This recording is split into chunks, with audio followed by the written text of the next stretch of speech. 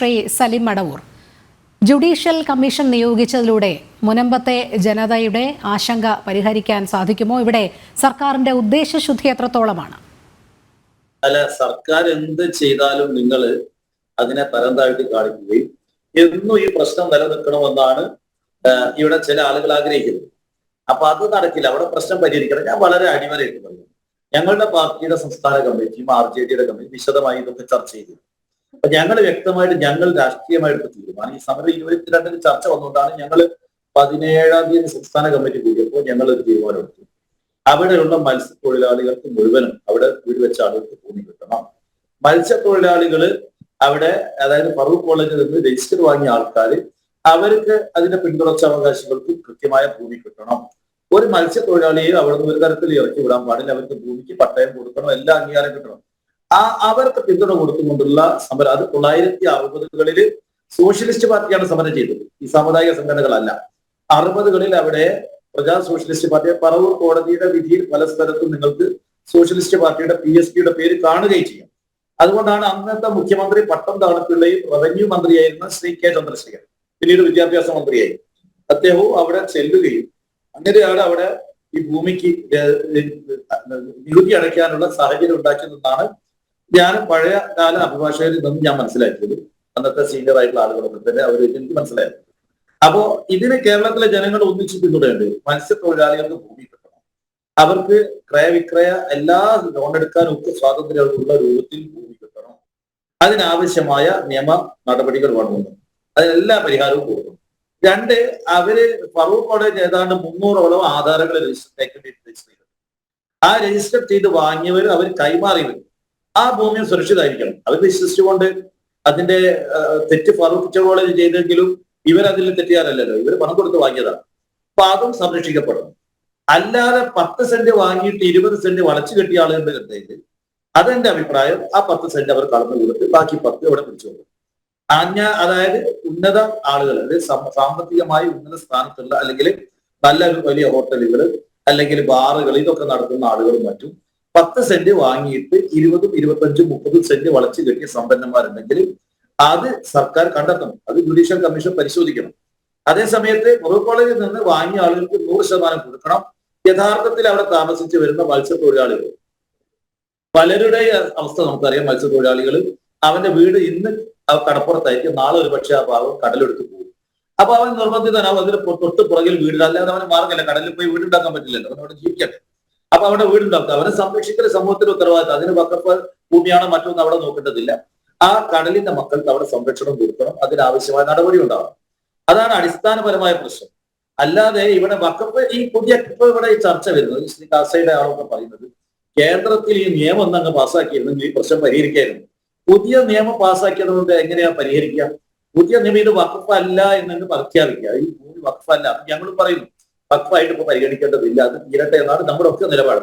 ഈ വഖഫ് അല്ല എന്ന് കേന്ദ്ര നിയമം വന്നാൽ എന്താ സംഭവിക്കുക? ഈ ഭൂമിയുടെ യഥാർത്ഥ ഉടമസ്ഥ അവകാശം ഫറൂഖ് കോളേജിലേക്ക് പോകും. ഫറൂഖ് കോളേജിലേക്ക് പോകുന്ന സമയത്ത് സ്വാഭാവികമായും അവർ രജിസ്റ്റർ ചെയ്ത ഭൂമി 300 ആധാരങ്ങൾക്ക് വാലിഡിറ്റി കിട്ടും, അതിന് നിയമപരമായ പരിരക്ഷ കിട്ടും. അവശേഷിക്കുന്ന ഭൂമി, അതായത് ഇപ്പൊ മത്സ്യത്തൊഴിലാളികൾ രജിസ്ട്രേഷൻ കിട്ടാതെ ആരെങ്കിലും താമസിക്കുന്നുണ്ടെങ്കിൽ അപ്പോഴും പ്രശ്നമല്ലേ? അപ്പൊ എന്ത് വേണ്ടി വരും? ആ ഭൂമിക്ക് കേന്ദ്ര നിയമം കൊണ്ടങ്ങ് കിട്ടുമോ? കിട്ടൂല. അപ്പൊ ആ ഭൂമി കിട്ടണമെങ്കിൽ ഫറൂഖ് കോളേജ് കൃത്യമായിട്ട് ഇവർക്ക് ഒന്നുകിൽ ഡോക്യുമെന്റ് ചെയ്ത് കൊടുക്കണം, അല്ലെങ്കിൽ സംസ്ഥാന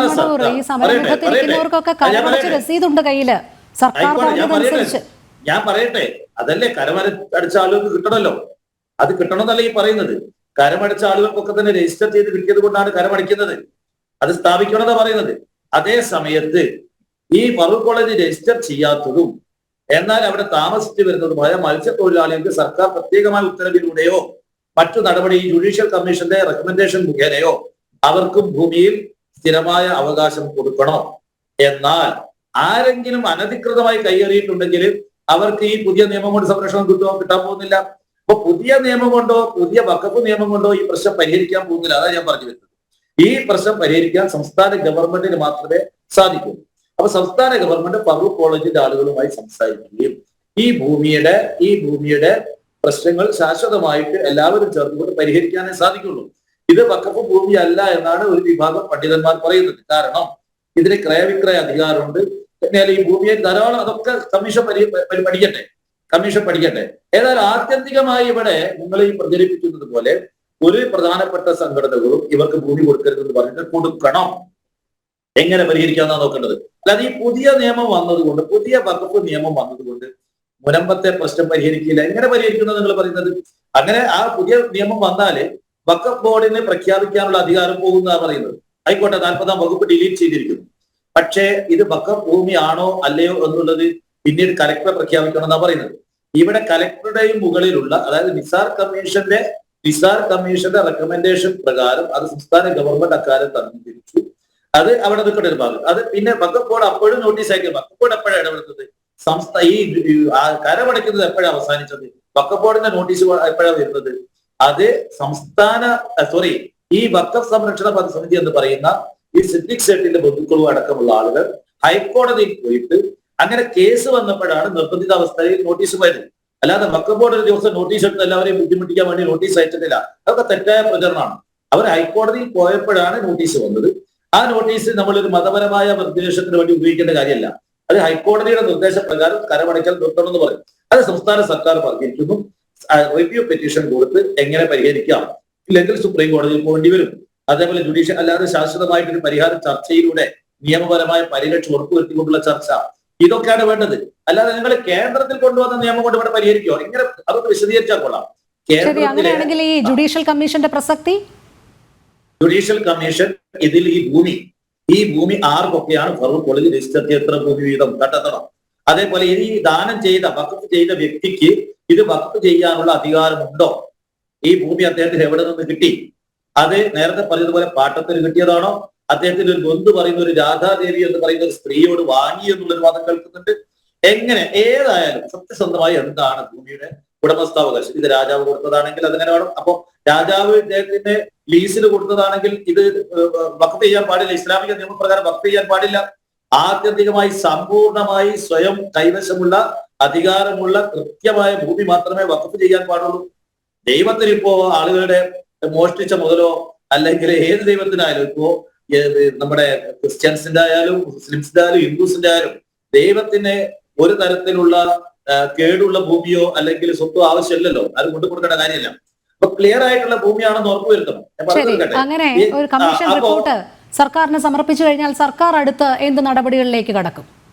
ആ സർക്കാർ ആ സമയത്ത്, അതായത് ഈ ഭൂമി ഇദ്ദേഹത്തിന് അധികാരമില്ലാത്ത ഭൂമിയാണ് വഖഫ് ചെയ്തതെങ്കിൽ കാര്യങ്ങൾ എളുപ്പമായല്ലോ. അതോടുകൂടി സർക്കാരിന്റെ ഭൂമിയായില്ലേ. ഇനി സർക്കാർ എന്ത് തീരുമാനം എടുക്കൂടാത്തത്? അവിടെയുള്ള എല്ലാ മത്സ്യത്തൊഴിലാളികളെയും സംരക്ഷിക്കാം. ഇത് രാജാവ് ലീസിന് കൊടുത്ത ഭൂമി നിയമവിരുദ്ധമായിട്ട്, സാധാരണ ഒരു ഭൂമി ലീസ് കൊടുത്ത 100 വർഷമാണല്ലോ സാധാരണ കൊടുക്കുക, പരമാവധി കൊടുക്കുക. അപ്പൊ അങ്ങനെയാണ് അതിന്റെ കാലാവധി കഴിഞ്ഞത്. ഒരു വിഭാഗം ജനത അവർ നേരിടുന്ന പ്രശ്നങ്ങൾ ഇതിനു മുൻപ് തന്നെ കാലാകാലങ്ങളായി അവതരിപ്പിച്ചു കഴിഞ്ഞു. അതിൽ ഒന്നുകൂടി ഇനി പഠനം നടത്താനിരിക്കുകയാണ് സർക്കാർ. എന്നിട്ട് തീരുമാനിക്കാമെന്നാണ്. അത് 3 മാസത്തേക്കല്ലേ? 3 മാസം കൊണ്ട് പരിഹരിക്കട്ടെ.